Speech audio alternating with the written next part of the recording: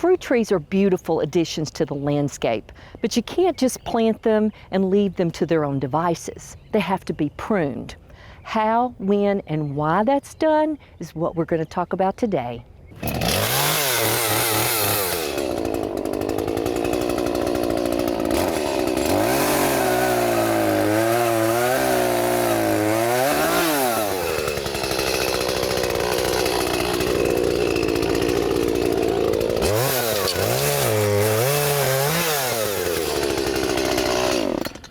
Dave, oh my goodness, was that fun? Oh, it's a good time, yeah. Dave Lockwood, fruit specialist with UT Extension, and oh my goodness, I thought we were just giving this tree a little trim, but you've given it a buzz cut. Well, we're just getting started, actually.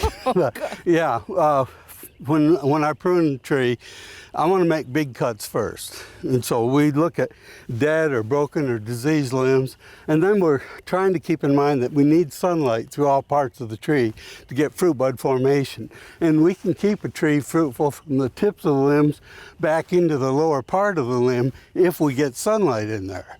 And you get fruit off of young wood.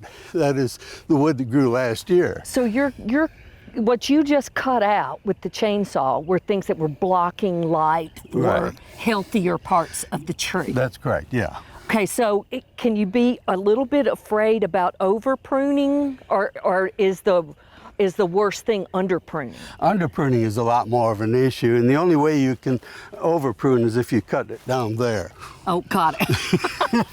but very few people over prune the tree. Most of them are afraid of damaging the tree, and they're very, very conservative in the number of cuts they make and where they make the cuts. Got it. So you've used the chainsaw to take care of the big things. Right. Now you've got pruners that are going to take care of the smaller things. Right. And show me what the small things are. One of the things that a peach tree is bad about is growing a lot of water sprouts. And water sprouts are vigorous shoots that grow straight up in the air. And they get so high that they're hard to reach. So that's a water sprout, this is a water sprout, this is a water sprout. And they'll fruit, but if our goal is to keep the tree low, right, obviously we can't leave those. And all of this weaker wood down here also has fruit buds on it. So we try to maintain as much low growth as possible and get rid of the tall stuff that we can't reach that's also going to be shading the low growth. And these water sprouts, even though they've got buds and things on them, it may seem hard to cut that because you think, oh, I'm getting rid of fruit, but this could actually maybe even break this limb. It could very well break that limb. You know, one thing that we don't think about a lot, the fruit buds on this tree were formed last summer. And a healthy tree, if we don't have winter kill, if we don't have a late frost, you can set a full crop of fruit on about 10% of the fruit buds on a tree. And so as we prune, we're cutting off a lot of the crop, but we're still going to have more buds left on the tree than what we can tolerate. And so as the crop develops a little bit later in the spring, we're going to have to come back and pull some of the remaining fruits off to adjust the crop load on the tree to get the size we want and to avoid breaking the tree down with the weight of the crop. So if you left these and all it's doing then is pulling the size from the fruit that you can actually reach. Right. So you would come back here with pruners and get rid of this, right, all these straight up things. We're going to come in and like, we're going to take that out, we're going to take this upright one out, and then this, of course, this big one back here is going to come out. Would this make a typical homeowner nervous to see you do this? They think you're killing their tree? A lot of times, yes, it makes them very nervous because they don't understand what we're trying to accomplish with the tree. And the fact that the tree has a lot more fruit buds on it now than what it should be allowed to keep. And so when we prune the tree, one of the things we're doing is thinning the crop to make it more manageable.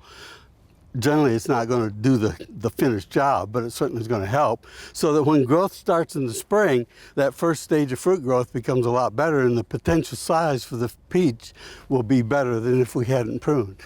Okay, so now that you've said this, Dave, now I'm starting to see, like this right here behind you. Right. Is that something that would come out? That would be one of the first cuts that we'll make. And then further out, we've got several upright shoots that will be coming out as well. Got it. And so you just keep going until when? How do you know when to stop? Well, for the most part, almost all of these water sprouts need to come off.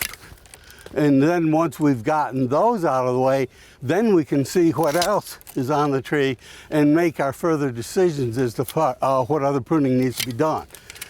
Okay, so Dave, in essence then what you're doing is you're the architect of this tree. Right. So you're changing and making this tree better. You're building a better tree. Yeah, what we're doing is determining where the fruit will come, where the new growth will come for future years. Yes, we're trying to open the tree up for sunlight. The key to growing fruit is the sun. You know, if we don't get good sunlight penetration, we don't get fruit buds, we don't get color in the fruit or sugars. We also have more disease issues because after a rain or a fog, the fruit and foliage stays wet, which is conducive to disease development. Got it. When a shoot or limb goes below the horizontal, it loses its ability to have as good a fruit as it once had. So we cut off the lower part of the shoots to an upward and outward growing branch. Also, we're looking at sunlight penetration, so branches that come off the tree underneath the limbs, like these small ones, are going to be shaded and not have good fruit. So I get rid of all that undergrowth. And my vision for a limb is to make it a two-dimensional object. So it's got length, it's got width, but it really doesn't have any depth. We've cut off the undergrowth, we've cut off the water sprouts on top.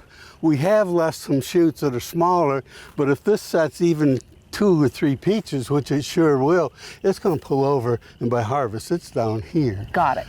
And so we're going to leave a lot of that type of fruit. And here, of course, we've got a lot of fruit buds too. So I'm making a two-dimensional branch out of this entire Okay, structure. so Dave, let's go by what you just said then this needs to come off, It right? does. It does come off right there. Oh, okay. Okay, so I can maintain the fruiting capability of this area. And of course, any broken shoots that I see along the way, or any dead ones, I'm going to prune those out as well. Okay, so already I'm seeing a whole different tree here, and the increase in sunlight is just huge. Okay, so Right. Dave, why wouldn't you cut this whole thing off? Well, this goes out and upward toward you, and it's out where it can get some sunlight. It's one of those questionable things. When we're pruning at this time of the year, now we still got a time where frost and freezes can be an issue and further thin the crop.